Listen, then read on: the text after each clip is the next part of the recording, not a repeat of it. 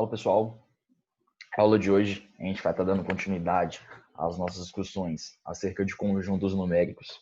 E nas últimas semanas, nas últimas aulas, a gente foi fazendo uma construção lógica até chegar nesse momento, que é para falar sobre os números reais.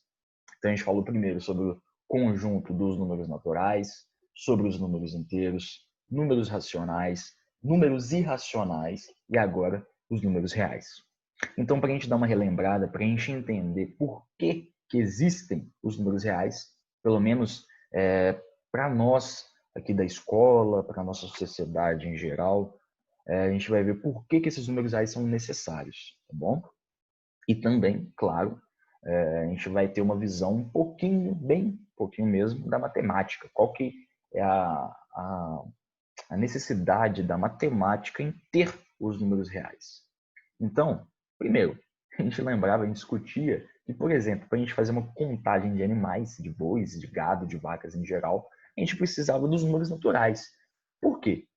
Para a gente contar o número de bois em uma fazenda, o número de animais em geral, ou qualquer outra coisa desse tipo, a gente precisa de um número inteiro positivo. Quando eu falo de inteiro aqui, não é nem falando do conjunto dos inteiros, é um número exato. Né? Então, você tem 2 bois, você tem 3, 5, 10, 100, 150. Então, a gente precisa de números exatos, não tem como você quebrar um número para contar o número de bois, por exemplo. Enfim, daí surgiu a necessidade dos números naturais. Em seguida, a gente viu que, para a gente trabalhar com algumas situações, exemplo, temperatura, pelo menos 5 cidades registram temperatura negativa no Rio Grande do Sul. Então, para a gente trabalhar com algumas situações, exemplo, temperatura, sistema monetário, dinheiro, dívidas, quando a gente trabalha com altitude e profundidade, né? Então, em várias situações a gente vai trabalhar com números em que os números positivos não satisfazem mais, não satisfazem por uma necessidade mesmo nossa, né? Pela natureza do nosso sistema decimal, pelo nosso sistema numérico de numeração, a gente precisa de números negativos. Daí o surgimento do conjunto dos números inteiros, onde a gente junta os números naturais, ou seja, os números positivos, infinitos, lembrando disso, juntando agora com os números negativos. Juntando os naturais com os negativos, a gente obtém o conjunto dos números inteiros, certo? Então, juntando os naturais com os negativos, a gente tem um conjunto dos inteiros. Lembrando dos símbolos, nunca é demais relembrar. N seria o símbolo dos naturais, dessa forma aqui que ele está desenhado, e Z, o dos inteiros. Continuando. Depois a gente viu a necessidade dos números racionais, num exemplo como esse. Em um sítio, uma galinha botou em 5 dias 17 ovos, quantos ovos, em média, ela botou por dia. Se a gente for pensar numa média aritmética, nesse caso, um número inteiro não vai satisfazer. Por quê? Essa galinha, se a gente for dividir, fazer a média aritmética de quantos ovos ela botou em cada dia, a gente vai ver que vai dar 3,4 ovos por dia.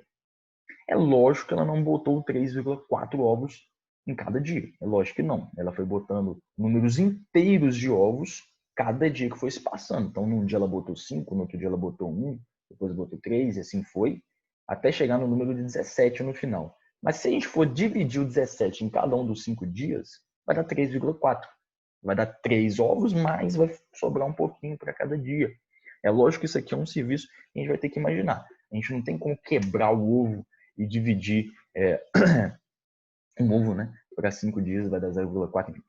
É que nesse caso a gente tem que entender que os decimais eles surgem para suprir essa necessidade nossa de quebrar um número, né? Então quando a gente tem um número inteiro, a gente precisa de quebrar ele para fazer uma divisão. Então os racionais estão sempre relacionados com divisão. Então, lembrando, os números racionais são todos os números decimais, todos os números que a gente pode representar a partir de uma divisão.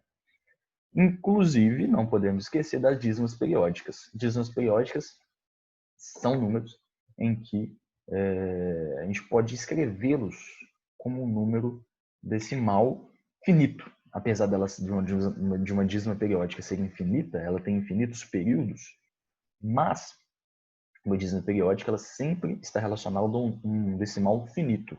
Isso ou seja, a gente pode escrever ela em forma de fração, tá? Depois a gente pode, inclusive, discutir sobre isso.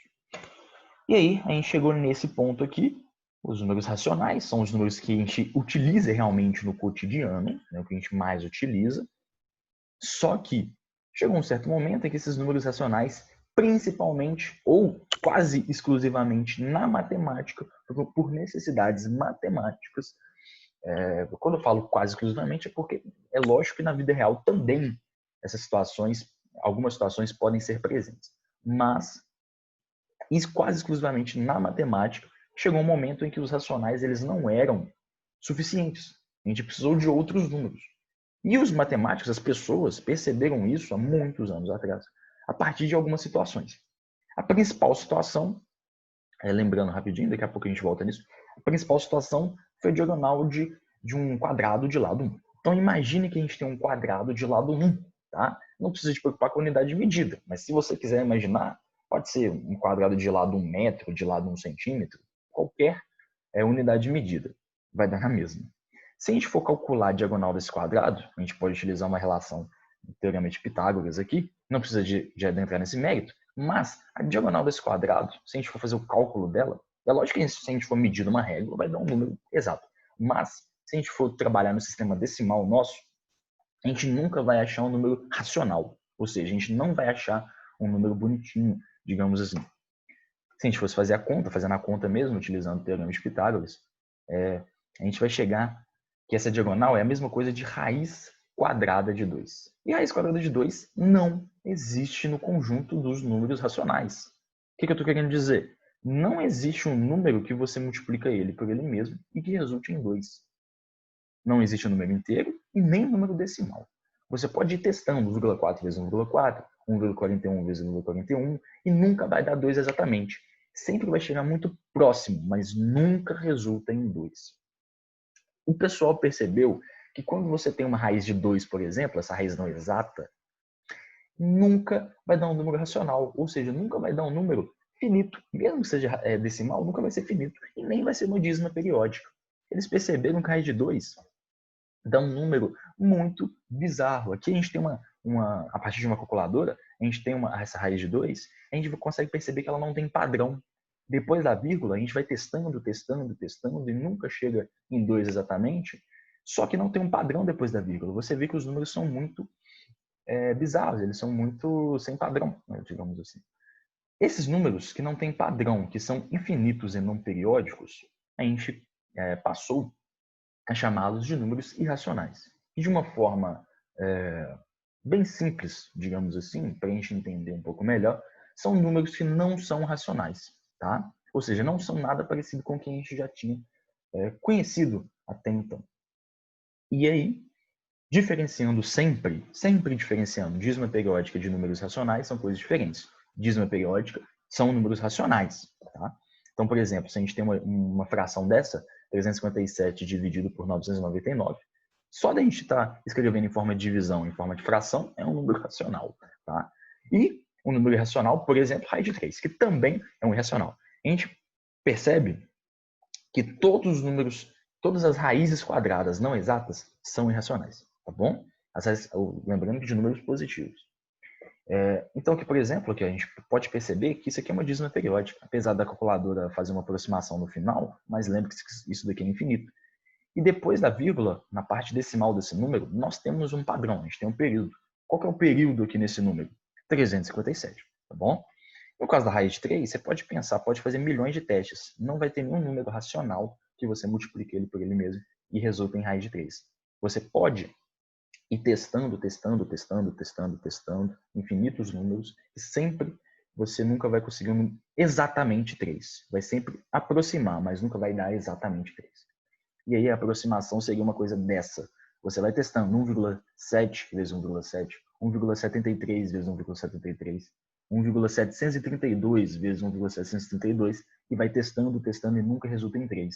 É um número infinito sem período. Isso é uma das características de um número irracional. Tá bom? Muito bem. E aqui está o raiz de 2 e alguns exemplos de números racionais. Raiz de 2 menos raiz de 5. Ou seja, raiz de 5 não é exata, menos raiz de 5 também não vai ser exata. Raiz é o número π. O número π é um número irracional, ou seja, quando você divide, pega qualquer círculo ou circunferência e você divide o comprimento pelo diâmetro, vai resultar no π, certo? E é um número desse aqui, 13,14, 15, 9, assim vai. Raiz de 10 dividido por 4. Se você tiver uma raiz não exata, ou seja, um número irracional, qualquer número irracional, dividido por um número racional, vai resultar em um número irracional, tá? A gente pode, inclusive, discutir isso depois. E aí, curiosidades do número π, acabei de falar, se você dividir o comprimento pelo diâmetro, vai resultar em π. E aqui está uma aproximação de π, de vários e vários períodos aqui do π, né? São infinitos, então não tem como a gente escrever todos. A gente vai ficar aqui até o infinito. E aí, conjuntos racionais, então, a gente vai perceber que é um conjunto à parte. Ele é disjunto. Ele é disjunto. O que isso quer dizer? Ele não tem união nem interseção. Melhor, não é que ele não tem união. Ele não tem interseção com o conjunto dos racionais. Então, irracionais, racionais são conjunto de juntos, eles são separados. E aí, moçada, a gente vai chegar finalmente no conjunto dos números reais. O que é o conjunto dos números reais, então? É a junção, é a união. Agora sim, quando você une os irracionais com os racionais, você tem os números reais. Ou seja, todos os números, os números reais são todos os números que a gente conhece, tanto os irracionais quanto os irracionais. Ok? E aí vocês vão perceber o seguinte, que os números reais, numa reta numérica, é uma reta numérica completa, uma reta numérica cheia. A gente fala na matemática que é uma reta numérica densa. Eu acho que quando a gente for pensar nos racionais, também é uma reta numérica densa, ou seja, sempre que você pegar quaisquer dois números nessa reta numérica, sempre vai ter pelo menos mais um no meio. Sempre que você pegar quaisquer dois números, por exemplo, 1,451 e 1,452, vai ter pelo menos um número ali. Na verdade, vai ter infinitos números ali. Essa que é a ideia de números reais. Assim, uma discussão um pouco mais aprofundada, um pouco mais avançada de números reais não é necessário para a gente na escola, é mais para matemáticos. Mas, se vocês quiserem entender um pouco mais o que é um número real, o que são os números irracionais, sugiro um artigo de Plínio Cavalcante Moreira e Maria Cristina Ferreira. Plínio é da Universidade Federal de Ouro Preto e Maria Cristina Costa Ferreira, né? Ela é da Universidade Federal de Minas, na UFMG. Eles fizeram um artigo chamado O que é número real? Então, se vocês tiverem um pouco mais de curiosidade para entender melhor o que é isso, vocês podem ler esse artigo, só que para nós aqui, a gente vai afirmar que é sim uma junção entre os números racionais e os números irracionais. E que a reta dos números reais ela é completamente cheia. Você vai ter uma reta cheinha, não vai ter buracos. Depois a gente pode discutir que os números racionais, a reta dos números racionais, é repleta de buraquinhos, que são justamente os números irracionais. Quando você pega a reta dos racionais e completa com os números irracionais, você vai ter o conjunto dos números reais. É totalmente denso, é totalmente completo, tá bom? Inclusive, na matemática, a gente enuncia o conjunto dos reais como um corpo ordenado completo. Não precisa de preocupar com isso, mas, enfim, são algumas formalidades. Então, moçada, valeu. A gente vai ter alguns exercícios aí para colocar em prática esse uso dos números reais e os elementos dos números reais, que é tudo que a gente conhece até hoje de número, tá bom? Então, valeu, espero que tenha entendido. Grande abraço, até a próxima aula.